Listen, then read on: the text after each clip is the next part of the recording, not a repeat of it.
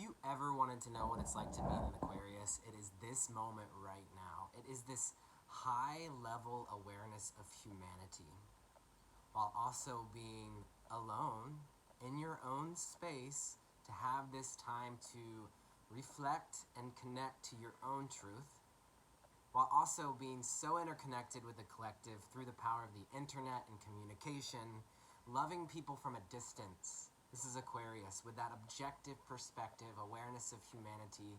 And sometimes there's an urgency. And so I know this energy really well since I am an Aquarius sun rising, and it's taken me years to understand how to work with this kind of high vibrational, maybe high strung, anxiety provoking energy of thinking about the group, thinking about the collective, right? It's a lot, and it can tweak us out. It can tweak out the nervous system. Aquarius is connected to the nervous system. It's connected to all the individual cells in the body. It's connected to the interconnectedness of our universal family and the energy that we extend out to each other. So even this moment right now of us connecting through technology, through a screen, however I am shifting your perception, this is shifting the vibration of the space that you're in.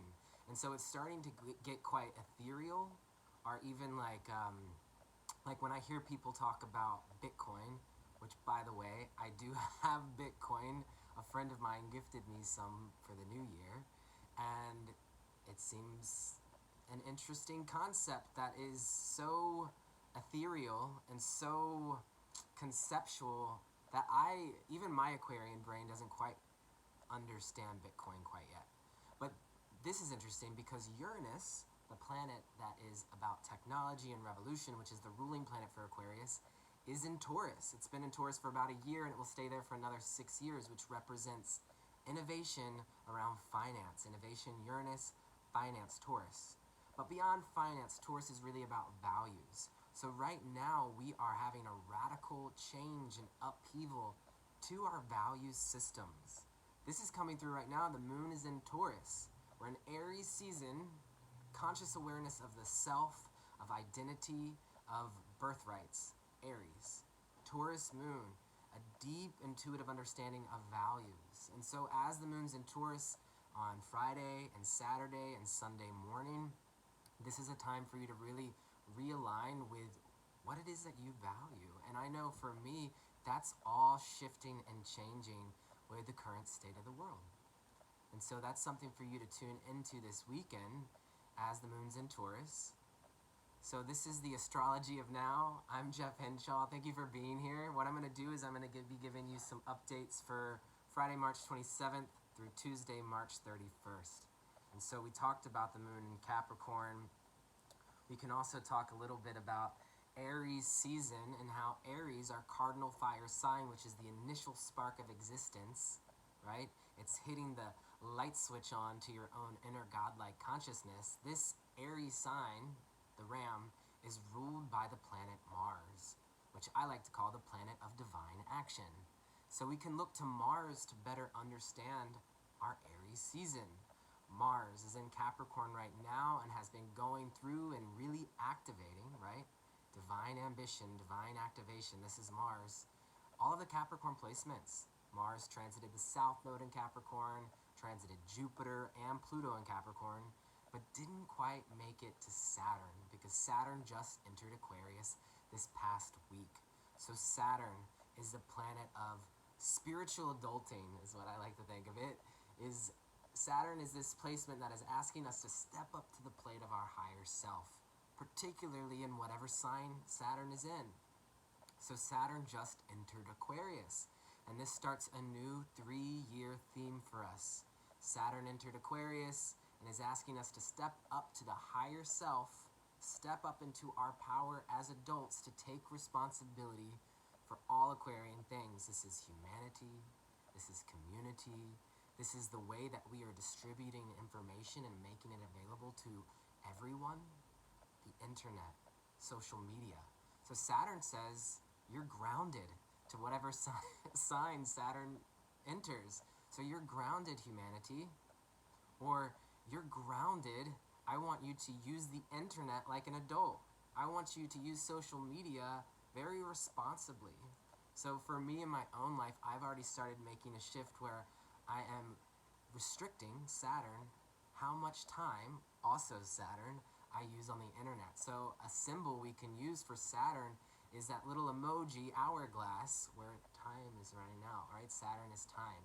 And then Aquarius is the internet or the starry night sky. So it's also a time for you in the astrology community to really commit to your astrology practice. As we start shifting into these Aquarian placements and planets, we're going to have a lot of opportunity for astrology to be a really powerful tool.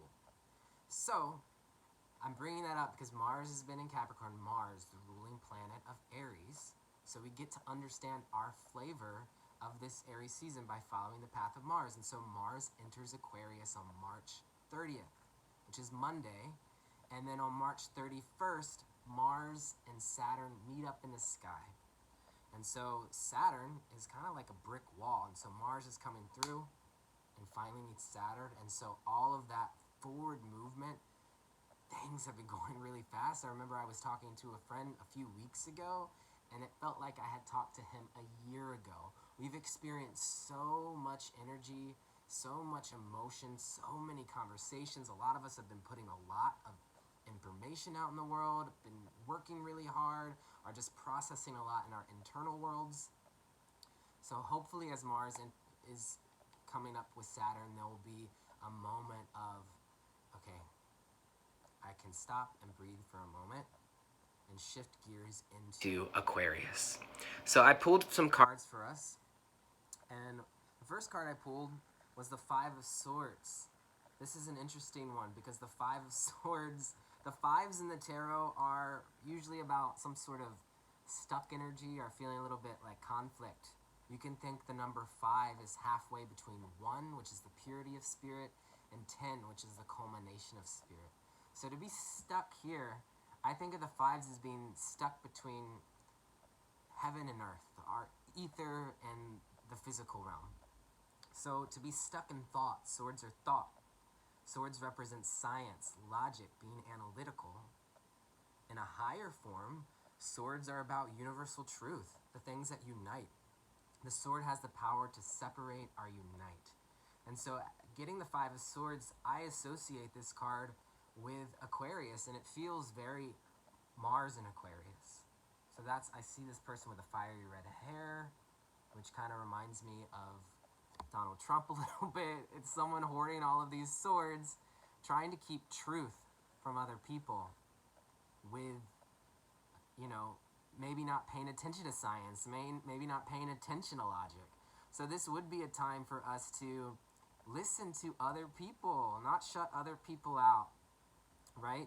And to get a holistic perspective. Aquarius energy wants us to hear everyone's point of view and then find what the collective intention is. But that can be troubling in Aquarian energy if the group mind's consciousness has not expanded into the evolution of the human race. So low form Aquarius is having no thoughts for yourself. Low form Aquarius is doing whatever the group mind tells you to do. So as we're in the age of Aquarius and entering these Aquarian energies, it's important to know that there will be a lot of people around us who are not thinking for themselves. And that's okay. It's duality, baby. There's always going to be the shadow side of these archetypes as well. And so knowing that Aquarius in a lower form is fixed air, is fixed, loyal on their thought system without thinking for themselves because they are collective air. They're thinking what everyone else is thinking. And so you could feel that and sense that if you scrolled through your Facebook feed and literally everything that you read became your thought, became part of your DNA and your nervous system, that's low form Aquarius. It's literally like the internet just throwing up, and it's like that's becomes your beliefs. So as Aquarius evolves, all signs evolve through their polar sign. Aquarius goes into Leo and it says, you know what? Screw the group. I'm going to do me. So Aquarius goes off on their own. And really that space, Aquarius is space, right? The space from the group allows Aquarius to really get quiet and to tune in to their cosmic truth. So the next card I pulled was the Star, and this is a soul growth for Aquarius. This is going to be important for us. Really meditate on the Star right now. This is having the space and the alone time that you need to peer into this cosmic soup. Universal truth, uniting truth. That which even exceeds logic and science lives in here, which is part of astrology's energy, right? What is the logic behind astrology? It's a universal truth. We're talking about the expanse of archetypes. When we meditate on the stars, it allows us to then expand into these more cosmic truths about what it means to be a human here incarnated at this time.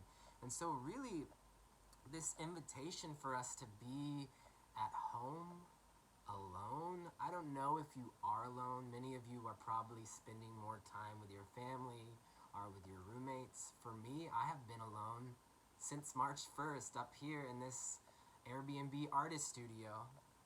And that alone time really allows us to quiet the mind, to realign with our cosmic truth that we feel within ourselves. And so if you are spending a lot of time on the internet, being mindful of the information that you're receiving. So as Aquarius evolves, though, it doesn't stay over here alone. This can start to have Aquarius be distant, aloof, cold, judgmental. Aquarius in this form, the one that's distant from the group, it does show Aquarius evolving, but Aquarius has got to come back to the people. It's got to come back to the group. And so it's through that individuation process of getting really clear on what your individual truth is, you then can bring it back to the people. And so now we see this jug of water being poured back into the cosmic soup, the cosmic lake, and then also back to the land.